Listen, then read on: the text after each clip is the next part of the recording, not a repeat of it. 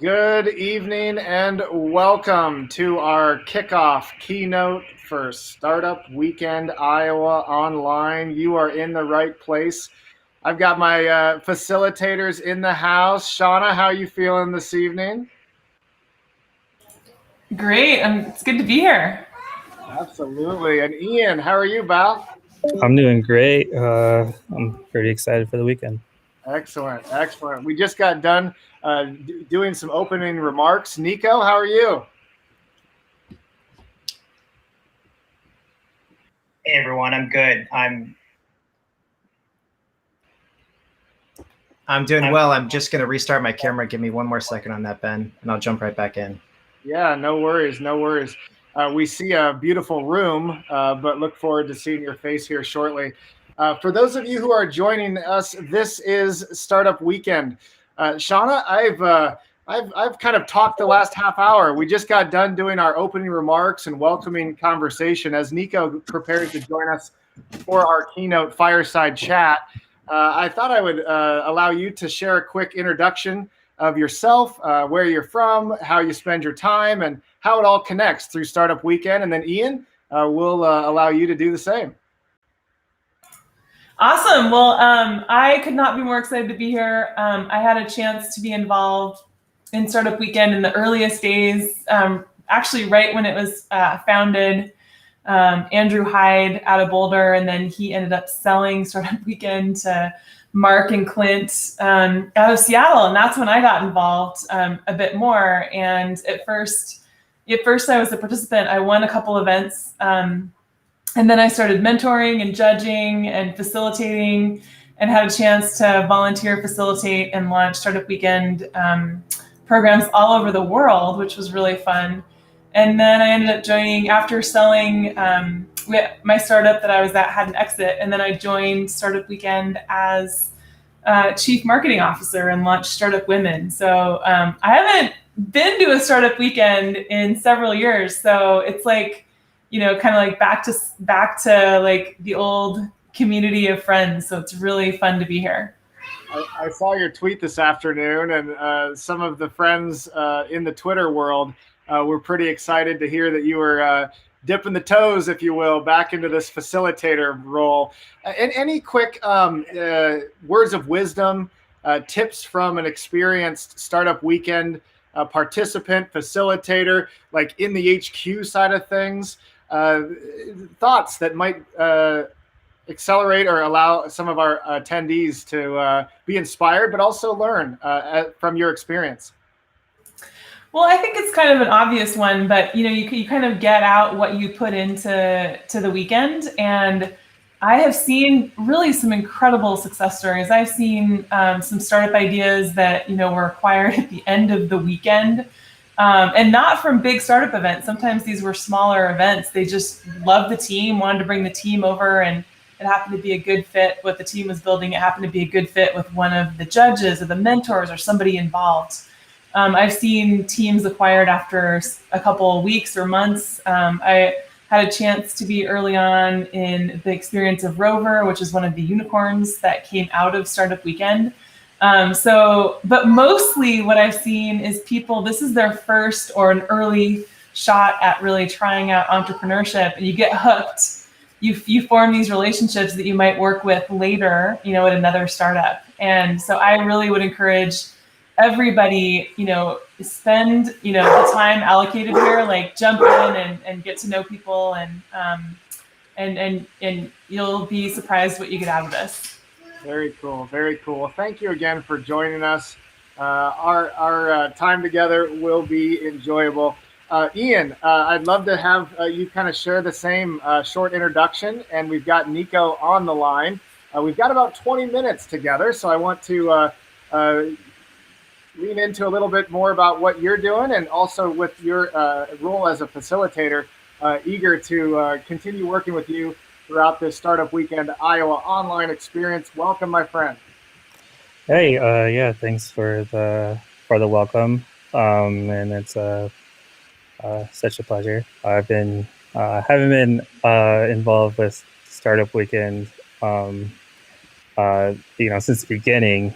That's super awesome to hear. I've first organized one in 2015, or helped co-organize one.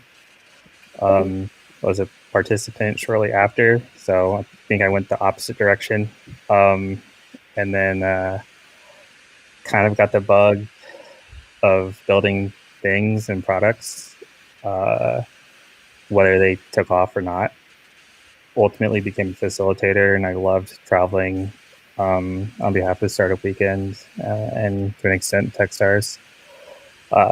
Just seeing the different types of communities involved and what different communities had different problems they're trying to solve was just really interesting for me.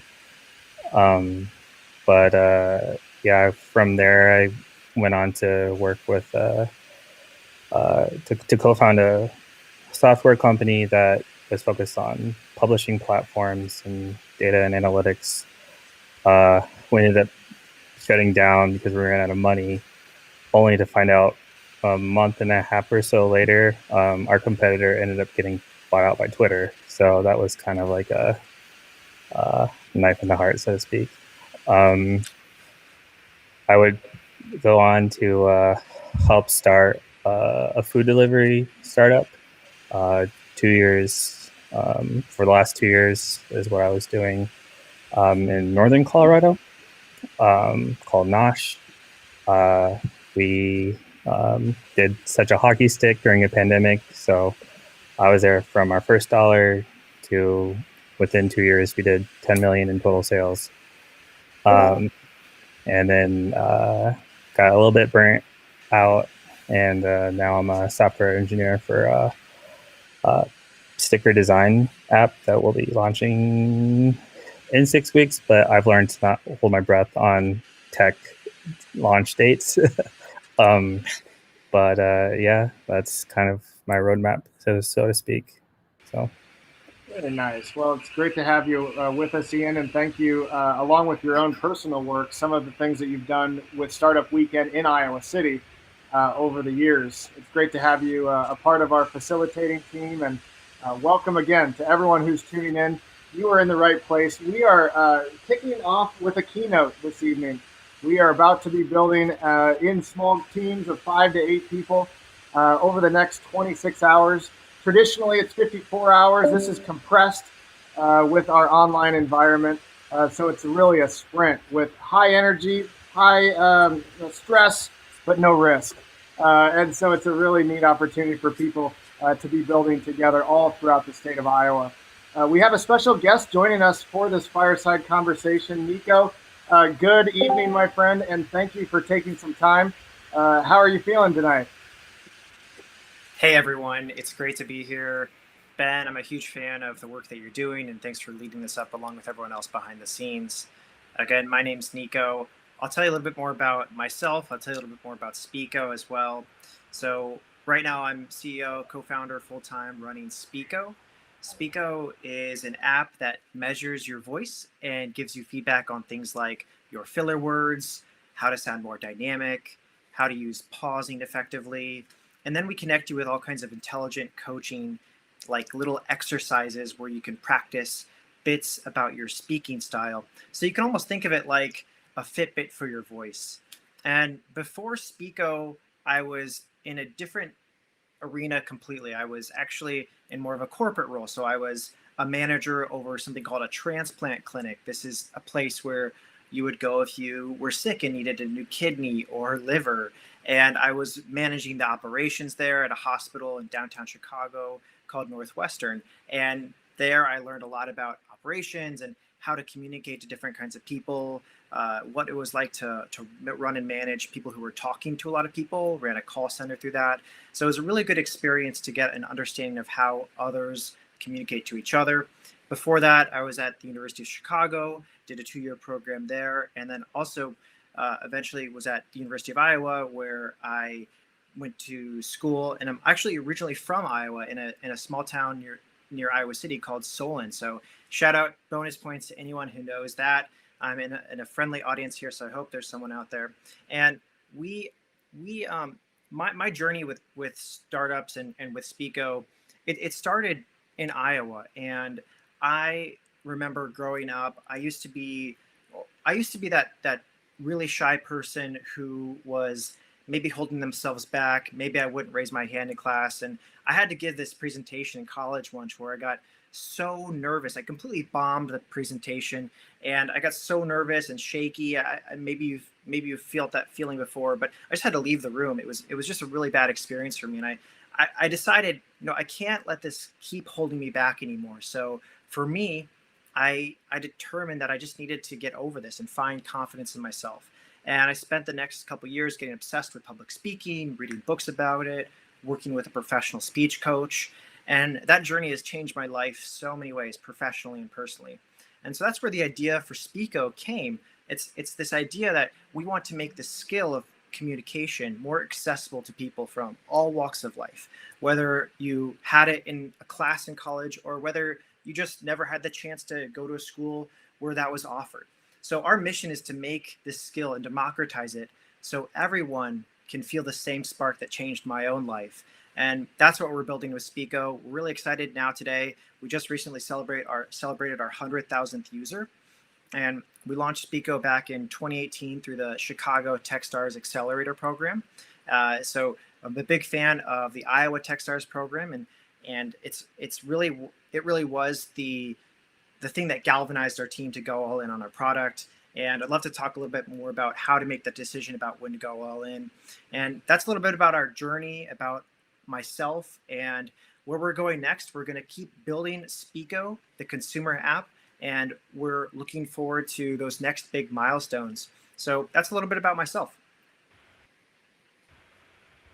Your story is remarkable and your work is fantastic. Congratulations on that milestone. Just real quick, how big is the team at Speako these days?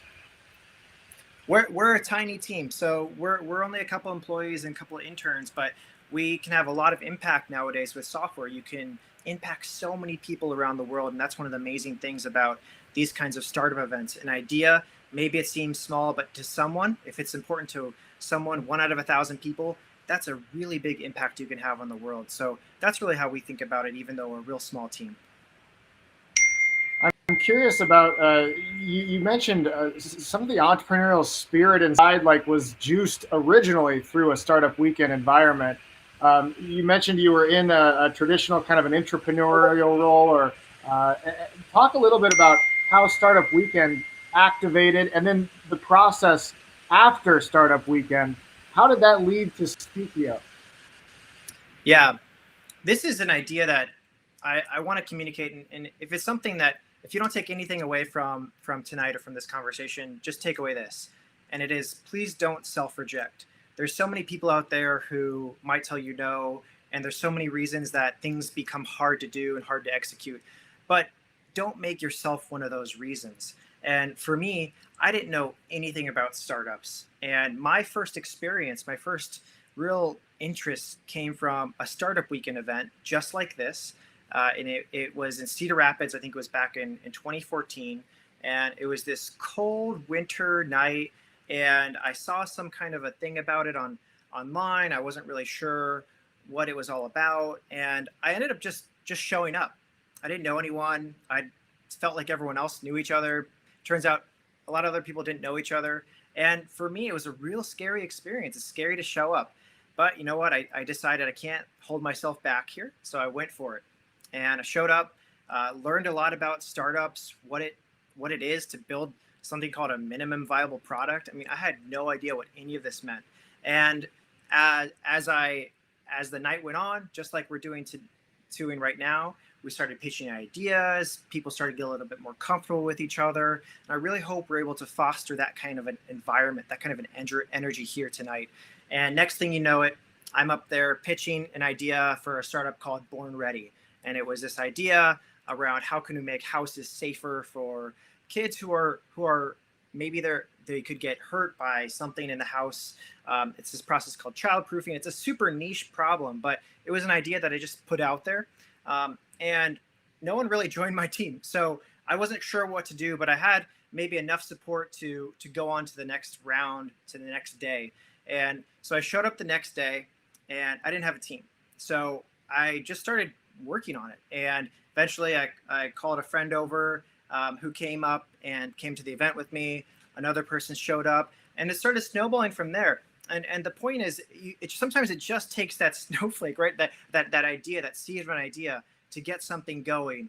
And just started going with it, and we started building. We started talking to some of the mentors about, okay, how does this work? We have to talk to customers. What does that mean? Who is a customer versus a user? So all these questions that you then encounter, and that's really where a lot of this learning comes from. And through that process, through this weekend, Saturday, we worked hard. We were there all night working hard on this because we were starting to groove on it. We're starting to think, hey, this is pretty neat. Maybe there's something here. Sunday comes around. We're last minute trying to get a pitch together, right? Trying to show our MVP on the screens, and we go up there and pitch. And what do you know? We were one of the finalists, one of the winners of that night. And for us, it was a really special event. And it was this feeling where, wow, before this weekend, I had no idea what it was like to be in the startup world. And now I can sort of understand this feeling. We ended up taking on that project. We continued it on. We ended up building the app out. You can go to the App Store and download Born Ready to this day. And it's just out there. And it's this idea that these ideas are so powerful. So please don't hold yourself back. Don't self-reject. Put yourself out there. It can be hard. It can be challenging. It can be even more challenging because we're remote. But just take that leap because you don't know where you're going to land. Maybe it's going to be someplace awesome. So just go for it. What a story. I want to let each of the other two facilitators ask a question. And while they synthesize that in their mind, how can people best jive quickly? These folks are about to form teams around ideas that have been pitched among the groups. What might be some words of wisdom for these folks as they explore how and who and what to work on with each other?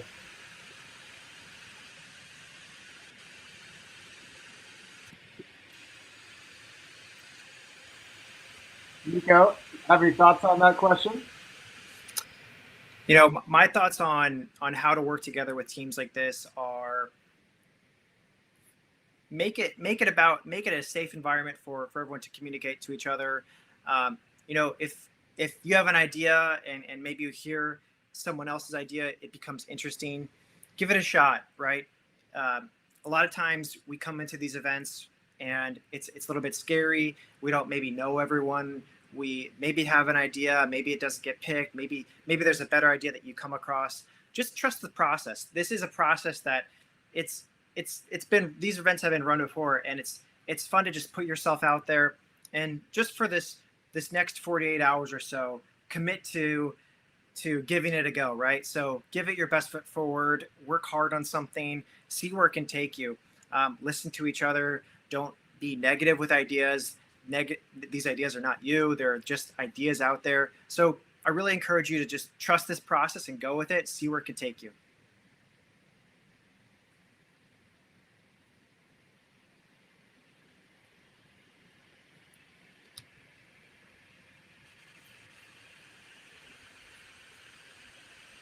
Ian or Shauna, any thoughts or questions for our friend Nico here this evening? I've got one. I really like that you shared that. I think everybody who's come to a startup weekend event, unless you came with somebody, had this sort of apprehension at the beginning. You're interested, you want to get involved, but if you don't already have an idea, you're not already signed up for one, or you didn't come with anyone, and now we're in a remote setting. But you experienced that too. How did you engage? Like, what did you find the best way to engage was when you to find the idea that you wanted to work on, even though yours didn't work out, and then meet people?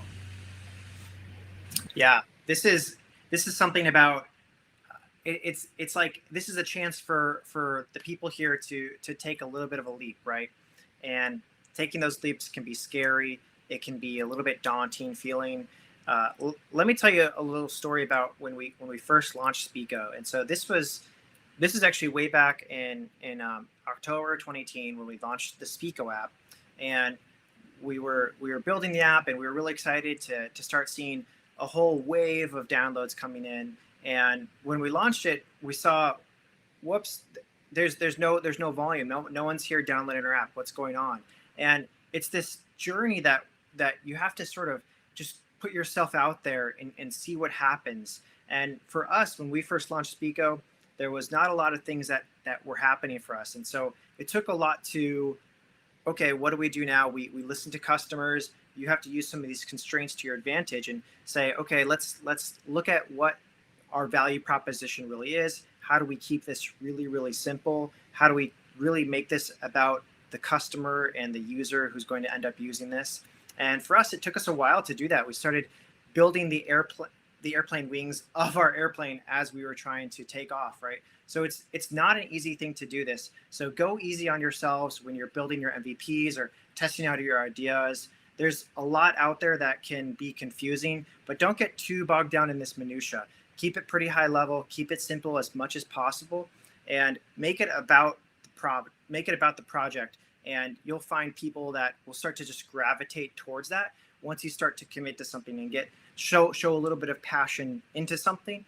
You'll start to just have people that will say, hey, that's a pretty neat idea. Let me start working on that. I think I can take this area of the project while you do this area. There's a lot of dividing and conquering that we can do to help each other out through this process. So really encourage you all to think about this. Can you make this about the customer? And don't be afraid to fail, because failure, it sometimes forces you to think differently. So if you start getting feedback from those early customer conversations that I hope you all will be able to do, don't be afraid to pivot or change or focus really on something specific, and play your part on those teams. I love that, because I've seen some people who haven't at other Startup Weekend events who their idea wasn't chosen. They ended up joining another team almost reluctantly.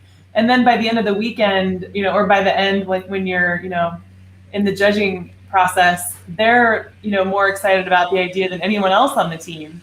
And sometimes they're the ones to continue the idea. So that's really great advice. And then last question for me, you touched a little bit on a customer validation. How have you done that at Startup Weekend? And if you have any, like a couple of best practices for everyone. I really hope through this process, you all are able to talk to customers. And sometimes it's not easy to understand, okay, who's a customer versus a user? Maybe if it's for Speako, for example, it's a pretty easy thing because our customer is our user. But let's say if someone was to buy Speako for a team, so you're buying an app for a group of 10 people or something like that, then the customer might be someone's a manager. So these are different kinds of stakeholders. And so you have to really think about this through the process. And another big thing I want to emphasize is an idea is only part of this equation for this exercise, this leap of faith we're all taking here through the Startup Weekend event. Another big thing to think about is, okay, once you build something, where do you take it? How do you actually get this in the hands of the people who want to use this? So when you're talking to customers, ask them about their pain points and don't be asking leading questions, right? We want to ask questions that are open-ended and listening to what they say, but also try to ask, how can you get in front of that person? How can you eventually, whether maybe it's a service or some kind of an app, for example, where are these people? What do they kind of do? What is their persona? You want to get an understanding of where your users are and where they maybe exist on the internet, things like that. So incorporate these kinds of questions in these interviews. It shouldn't just be about the pain point. It should be, okay, how can we get to these people as well? And that will make your idea a lot more fleshed out for the judges who are going to be thinking about that, because that's just a really hard thing about when you start to actually build something, how to get in front of people. So be sure you think about that when you're doing those kinds of customer conversations.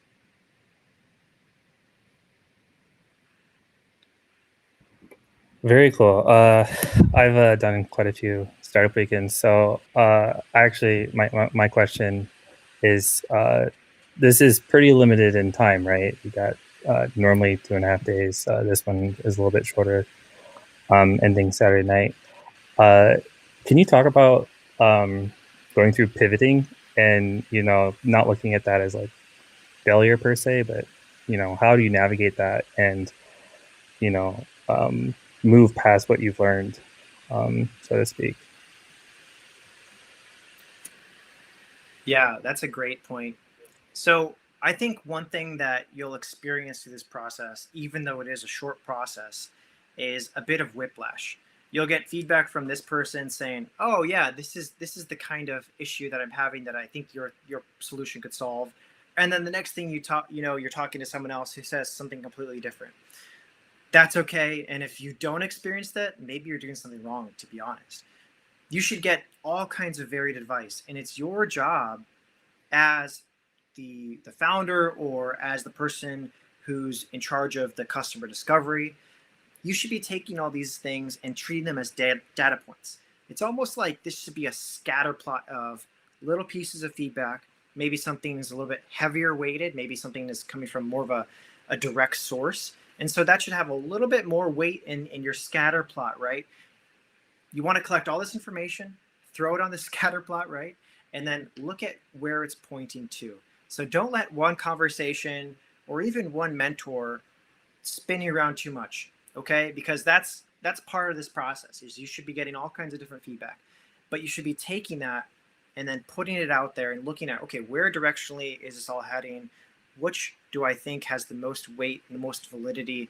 And there's an art to that, right? And there's no specific way to do that. But that's a real big thing that you'll probably experience, is all these different kinds of pieces of feedback and helpful feedback, right? Really well-intended feedback. But just be careful not to get too bogged down in that. And don't forget to trust your intuition at the end of the day. Those are wise words. And I think of this book, one of the Techstars pieces of literature, Do More Faster, talks about being the best in the world at one thing and allowing your paying customers to guide that roadmap. But also, as you listen to the insight of mentors and people around you, customer discovery included, it's data. And the more data you collect, the more wise of a decision you can make. So, Nico, I definitely resonate with that. I want to let you say a closing thought here, but before we do, I want to flash our schedule onto the screen so that those who are tuning in can take a quick peek at what we have coming up. As you heard, we welcomed everyone just now and enjoyed a wonderful fireside chat with Nico. And now we're going to jump into some networking. We're going to allow all of our participants to shake things up around the ideas that have been storming over in the online venue over the last few days, in order to then lock in our teams at 8 o'clock and begin to build with these small groups of 8 or 5 to 8 people. Thinking about team dynamics and allowing mentors to land in their mentoring areas and teams, learning from these folks who are here to help. And right away, let's research, let's test this idea, let's explore how it could work. Before we kind of finish the evening with a marketing conversation and an invitation to go hard, build throughout the evening with some evening and late night check-ins before we fire up all day's activity tomorrow. For those of you who were unable to join us, we miss you, but know that there's still a chance to plug in. As you can see, tomorrow morning, 10 a.m. Central Time, these are all Central Time, we have another wonderful keynote conversation that will fire up the morning as participants take a little break to be inspired. And then again, later in the evening, after these teams have worked so hard, we're excited to create a spectacle for you and allow our teams to really celebrate what they've built in a virtual demo day, Saturday, April 24th at 7 p.m. Central Time. And so it'll be right back here on the Startup Weekend Iowa channel. Where you are right now is where you will be for those next couple of activities tomorrow. But for now, I think let's let Nico close us out with some wisdom. But before he does, know that our teams are just itching to start building.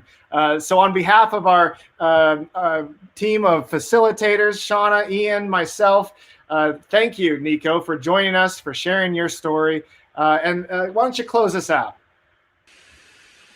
Yeah, this is going to be so much fun. You're all going to have a blast, and you're going to get out of this what you put into this. So don't forget that. The biggest piece of advice here that I want to give is that there's this idea, you've probably heard of it, right? The butterfly effect, where you can make a slight impact right now, and it can have this enormous impact down the road, right? The story, the idea is a butterfly flaps its wings in a different country, a different continent, and it generates a hurricane in a different part of the world, right? So these kinds of connections these are connections of, this is a safe group. These are people who have opted into this process. This is a really good group of people you're going to be working with here. And think about what you can do to build those connections. And these are people that maybe you don't realize it, but they could end up being the co-founder for your next big startup, right? These are people who maybe they could be helping you out in the next couple years. This is a small world, and these kinds of impacts can have incredible returns for you. And maybe you're going to have an incredible impact on someone through this process. So please give first, give to each other, put yourself out there and make these connections, because this is a good group of people and you just don't know where it's going to end up. So keep it positive and just keep putting yourself out there. Let's not make any hurricanes happen in different countries, but let's build some cool connections here and make some awesome things happen.